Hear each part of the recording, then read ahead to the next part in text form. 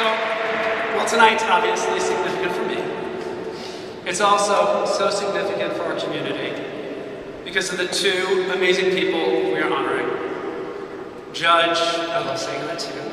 Judge Vicki Kolakowski truly shattered a glass ceiling, and in so doing, has changed and will save countless transgender people's lives.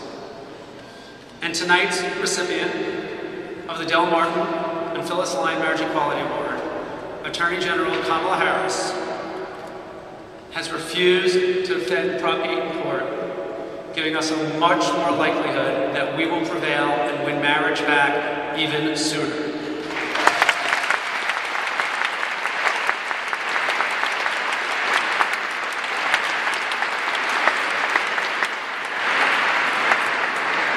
So, as Vicki mentioned, it was 7 years ago that marriage equality came to City Hall on this very day. I had the great honor of being the official witness as Mark Leno married the seventh couple, my best friend Jim Geoff and his fabulous partner Dave Lawson.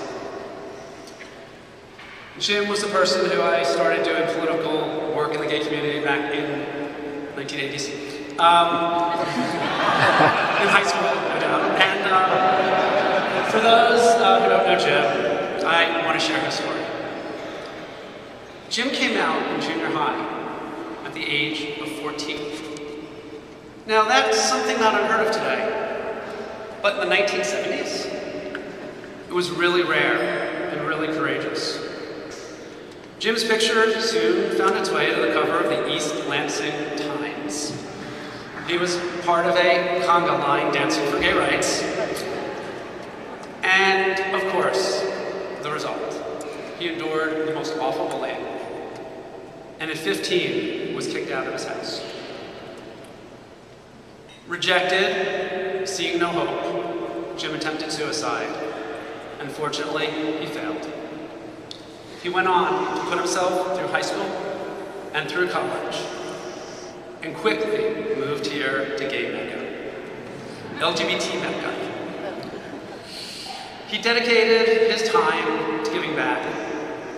He was the financial brain behind so much of our great work. CFO of the Stop AIDS Project, CFO of Project Open Hand, Treasurer of Equality California, the Federation of Gay Games, the Harvey Milk Club, the campaign to win domestic partnership here in San Francisco and then to keep it on another election, and the campaigns of many candidates, including Barbara Boxer and Mark Leno. His weekends were spent volunteering, teaching martial arts to youth. So 7 years ago today, when Jim and Dave married, he again made the front page of a paper. This time, the Washington Post. He was so proud that his love was not only being recognized, but celebrated.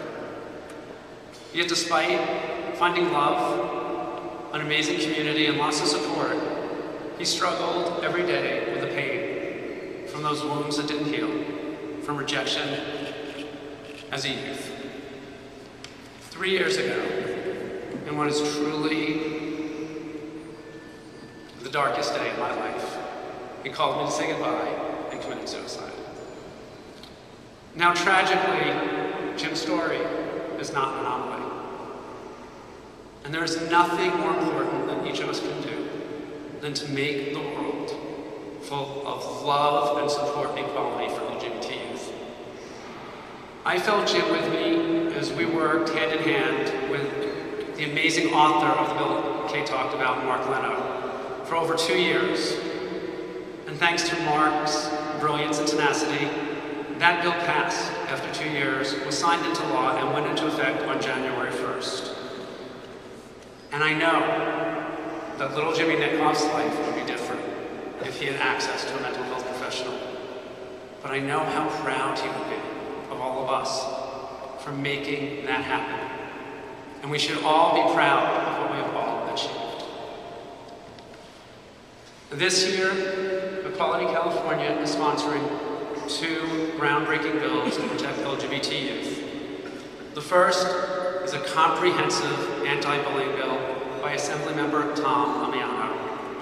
and the second, again, by Mark Leno, would make California the first state in the nation to require that public schools teach about LGBT people's contributions in history and our civil rights struggle.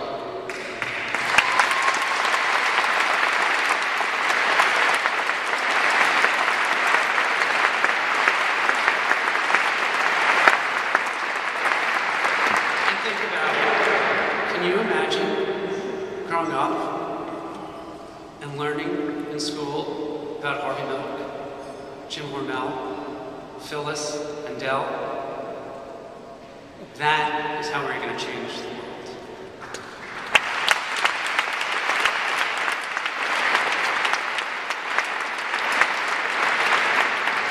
And folks, it's no accident that the majority of the difficult bills are authored by people who were first San Francisco supervisors: Carol Migden, Mark Leno, and Tom Amiano. We have such great leadership in this city.